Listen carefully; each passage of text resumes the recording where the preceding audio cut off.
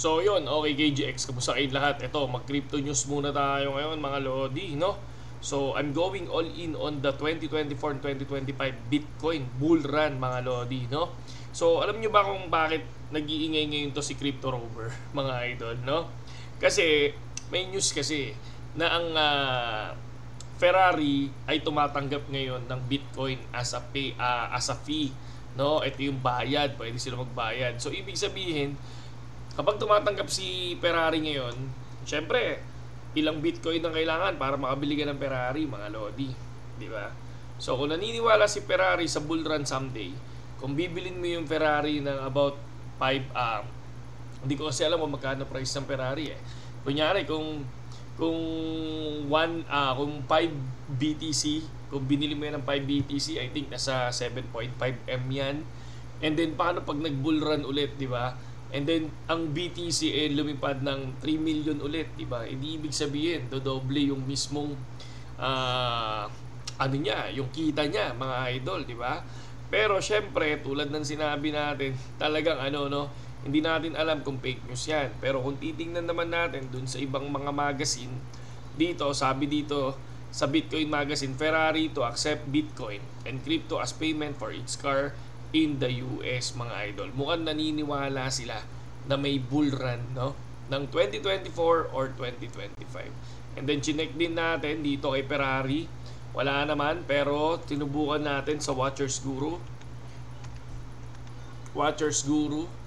Nag-check tayo sa Watchers Guru kung anong meron. Sabi dito, ayan, Ferrari begins accepting crypto payments for its cars. Ayan. So, ang dami niya, no? 767K kagad yan. 8 hours ago, no? Ayan. So, tapos dito, spot Bitcoin, no? ETF now have 90% chance of being approved according to Bloomberg analysis. So, kapag na-approve daw to, sabi nila, bigla daw, mag-to the moon daw yan, mga idol. Sabi nila, pero ingat lang kasi pwedeng totoo, pwedeng hindi. Dalawa lang naman yan eh. Diba? Dalawa lang naman ang crypto. Pwedeng bumagsak, pwedeng umangat, mga idol. Kung naniniwala kayo sa cryptocurrency, diba? At high risk taker kayo, diba? Maniniwala ako. Ayan. Solid na solid, no? Ferrari gustong tumatanggap na, no, ng Bitcoin as payment, mga idol. So, ibig sabihin talaga, dodoble yung kita niya. Lalo na kapag nag 100k isang Bitcoin, di ba? Sabi nila 100k USDT, hindi malayo kasi nakita natin ng 64k USDT. Di ba? Solid na solid dyan, mga idol. Kaya, muka.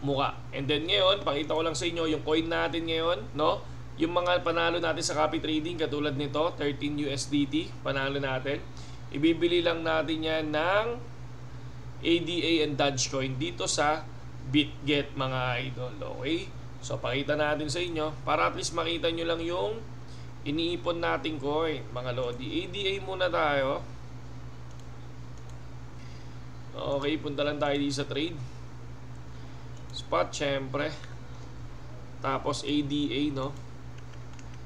ADA 10 USD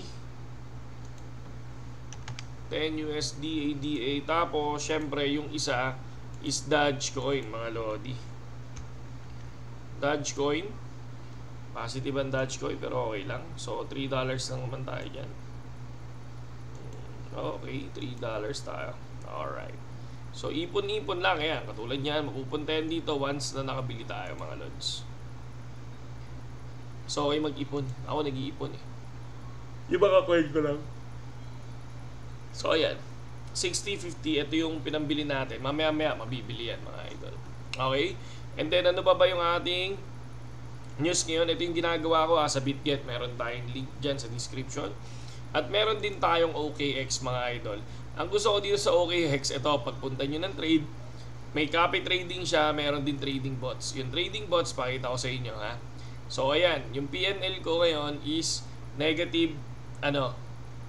Negative $0.2. So, pakita ko sa inyo kung paano gumagana yan. Yan. So, pupunta ka dyan sa ilalim. Tapos makikita mo yung bot mo. Ayan, yung bot mo. Ito yung future. Yan siya. So, ang aking 10 USDT lang kasi yung aking puhunan, 10 USDT, 30 USDT bale. So dito negative $2 na ako, negative 20 na tayo dito. Pero dito positive naman tayo. Positive naman tayo sa dalawa, no? So yan lang yung ginagawa natin. So naghihintay tayo. Pag nag-positive 30%, stop natin yan. So pwede kayo maglagay ng TP, no? Pwede kayo maglagay ng TP, pwede kayo maglagay ng SL, mga idol, no? Ito yung gusto ko sa OKX, yung mismong trading bot niya, mga idol. First time ko talagang iba ibang klaseng trading bot. And then dito sa copy trading naman nila, mga idol, sumubok din tayo pero hindi pa nati-trade yung ating tropa. So check natin, may copies. Ito wala siya, wala tayong na trade. Wala yun, kasi hindi naman siya nag-trade eh. Tapos pwede tayong kumuha ng iba, mga lods. I think 87% is good naman. Yan, pwede tayo mag one click copy. Syempre, copy trade limit reach. You can only one copy trader when using one way. Okay. So isang copy trader lang tayo muna. So yun, hindi pa naman nagtitrade yung tropa natin. So saludo sa lahat kay GX at sana biglang mag-bull at umangat. Sana umangat din yung RON, umangat yung Dodge, umangat yung ADA, umangat yung XRP, mga idol, no? Saludo sa lahat.